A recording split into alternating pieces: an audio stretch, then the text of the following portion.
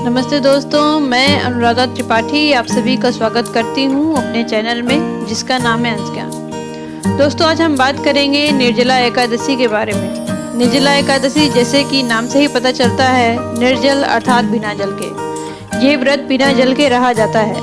इस दिन जल की एक बूंद भी नहीं पी जाती है। दोस्तों, एक वर्ष में कुल 24 एकादशी होती है और अधिक मास में यानी मलमास में 2 एकादशियाँ और जुड़ जाती हैं, जिससे इनकी संख्या 26 हो जाती है। निर्जला एकादशी भी इन एकादशियों में से एक है। निर्जला एकादशी जेठ माह की शुक्ल पक्ष की एकादशी को कहा जाता है। इस एकादशी को भीमसेनी एकादशी या भीमसेनी एकादशी या पांडव एकादशी भी कहा जाता है। निर्जला एकादशी का एक वृत्तांत महाभारत में पांडवों के भाई भीम से जुड़ा होने के कारण इसे भीमसेनी एकादशी के नाम से जानते हैं। इस दिन व्रत रखने वाला सूर्योदय से अगले दिन तक सूर्योदय तक पानी नहीं पीता है। कहते हैं कि पानी पीने से व्रत टूट जाता है। दोस्तों, यह व्रत बहुत ही कठिन है, परंतु जितना कठिन यह व्रत है, इस व्रत का फल भी उतना ही अधिक है। इस व्रत को एक वर्ष में यदि अकेले भी एक बार कर लिया जाए तो पूरे वर्ष भर की एकादशियों का फल प्राप्त हो जाता है।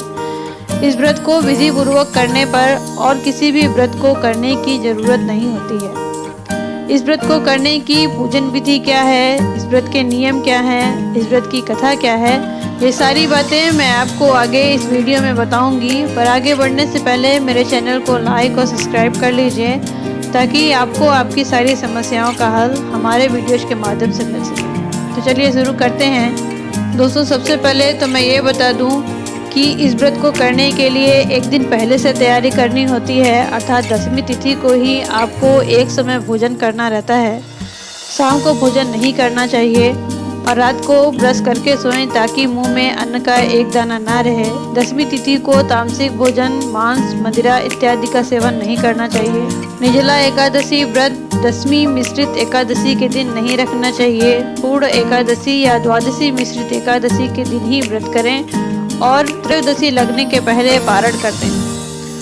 दोस्तों, निर्जला व्रत की शुरुआत सूर्योदय से होती है। आप सूर्योदय से पहले उठकर जल या कोई तरल पदार्थ ग्रहण कर सकते हैं। तो चलिए दोस्तों, जानते हैं कि इस व्रत की पूजन विधि क्या है, इस व्रत को कैसे करना चाहिए। दोस्तों, निर्जला एकादशी के दिन ब्रह्म मुहूर्त में उठकर स्नान आदि से निवृत्त होकर पीले रंग का वस्त्र धारण करें। फिर घर के ईशान कोण में एक चौकी स्थापित करें। उस पर पीला कपड़ा बिछाकर भगवान विष्णु की मूर्ति स्थापित करें। फिर आसन पर बैठकर पूजा प्रारंभ करें। सबसे पहले भगवान के ऊपर गंगा जल छिड़कें, फिर पंचामृत से स्नान कराएं। अगर प्रतिमा रखी है, स्नान नहीं करा सकते हैं तो स्पर्श कराएं, फिर जल से स्नान कराएं या जल छिड़कें। दोस्तों, प्रभु की पूजा में पीले रंग का विशेष महत्व होता है। भगवान को पीला रंग प्रिय है, अतः उन्हें पीले रंग की चीजें चढ़ानी चाहिए।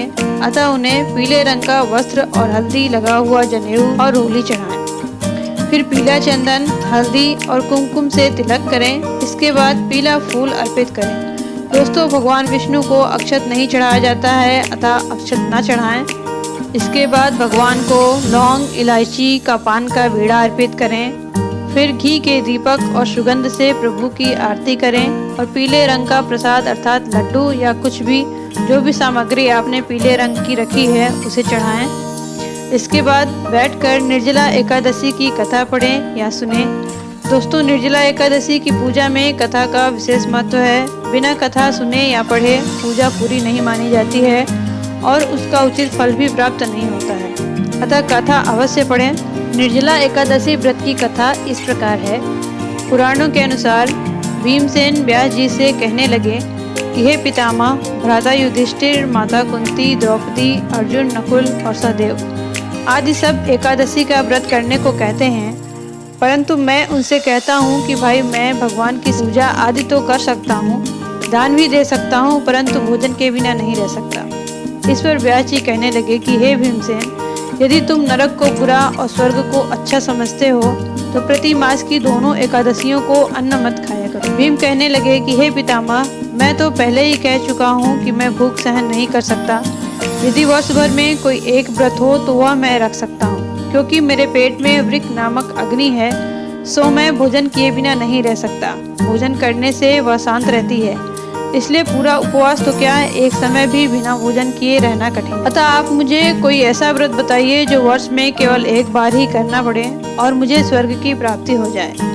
श्री व्यास जी कहने लगे कि हे पुत्र, बड़े बड़े ऋषियों ने बहुत शास्त्र आदि बनाए हैं जिससे बिना धन के थोड़े परिश्रम से ही स्वर्ग की प्राप्ति हो सकती है। इसी प्रकार शास्त्रों में दोनों पक्ष की एकादशी का व्रत मुक्ति के लिए रखा जाता है।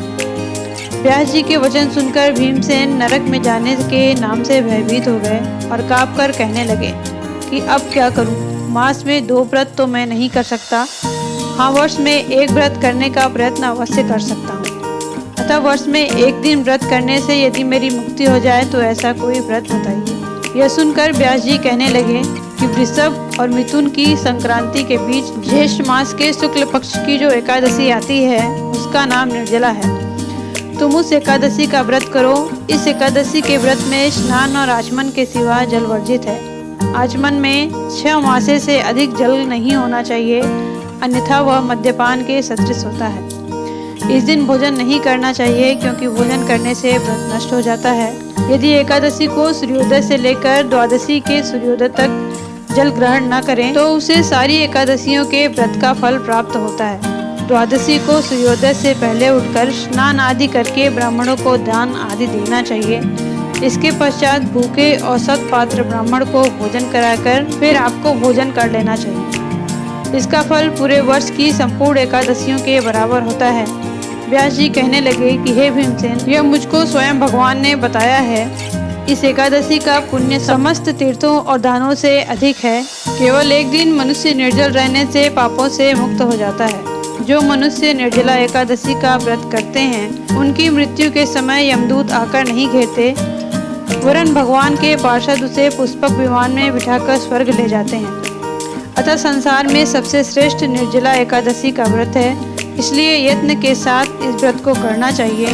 उस दिन ओम नमः भगवते वासुदेवाय मंत्र का उच्चारण करना चाहिए और गोदान भी करना चाहिए। इस प्रकार व्यास जी की आज्ञा अनुसार भीमसेन ने इस व्रत को किया। इसलिए इस एकादशी को भीमसेनी या पांडव एकादशी भी कहते हैं। निर्जला व्रत करने से पूर्व भगवान से प्रार्थना करें कि हे भगवान, आज मैं निर्जला व्रत करता हूँ, दूसरे दिन भोजन करूँगा। मैं इस व्रत को श्रद्धापूर्वक करूँगा, अतः आपकी कृपा से मेरे सब पाप नष्ट हो जाएं। इस दिन जल से भरा हुआ एक घड़ा वस्त्र से ढककर स्वर्ण सहित दान करना चाहिए। दोस्तों, निर्जला एकादशी का व्रत सभी व्रतों में श्रेष्ठ है। जो मनुष्य इस व्रत को करते हैं उनको करोड़ों पल सोने के दान का फल मिलता है और जो इस दिन यज्ञ आदि करते हैं उनका फल तो वर्णन ही नहीं किया जा सकता। इस एकादशी के व्रत से मनुष्य विष्णु लोक को प्राप्त होता है। जो मनुष्य इस दिन अन्न खाते हैं वे चांडाल के समान हैं, वे अंत में नरक में जाते हैं। जिसने निर्जला एकादशी का व्रत किया है वह चाहे ब्रह्म हत्यारा हो, मद्यपान करता हो, चोरी की हो या गुरु के साथ द्वेष किया हो, मगर इस व्रत के प्रभाव से स्वर्ग जाता है।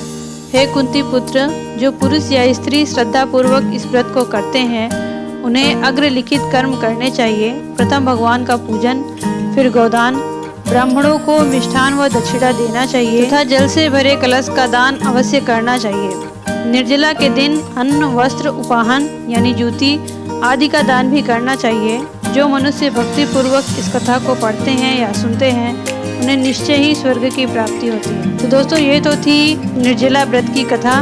कथा पूर्ण होने के बाद भगवान से प्रार्थना करें और क्षमा याचना जरूर करें कि हे प्रभु, यदि आपकी पूजा या व्रत करने में मुझसे कोई त्रुटि हो गई हो तो मुझे क्षमा करना।